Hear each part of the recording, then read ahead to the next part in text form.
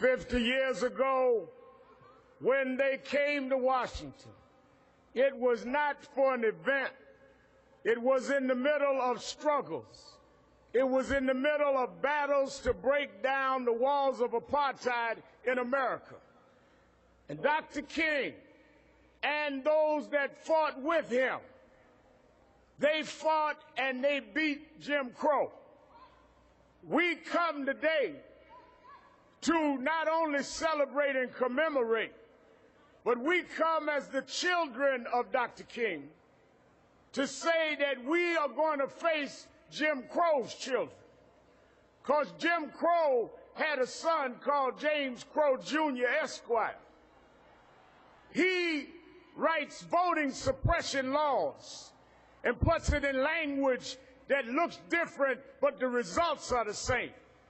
They come with laws that tell people to stand their ground. They come with laws that tell people to stop and frisk. But I come to tell you, just like our mothers and fathers beat Jim Crow, we will beat James Crow Jr. Esquire. They call the generation of Dr. King the Moses generation. And those out here now, Joshua.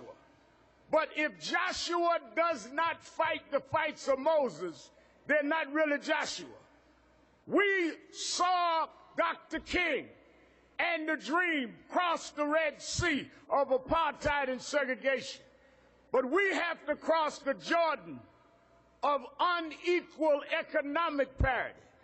We have to cross the Jordan of continued discrimination and mass incarceration. We've got to keep on fighting, and we've got to vindicate and stand up and substantiate that the dream was not for one generation. The dream goes on until the dream is achieved. Lastly, we made it this far, not because of what we had in our pocket, but what we had in our hearts. Not because of what we owned, but because who owned us. And we thank Almighty God for giving us a Martin Luther King. We thank Almighty God that brought us a long way. He brought us from disgrace to amazing grace. He brought us from the butler to the president. He brought us from Beulah to Oprah. He brought us a mighty long way.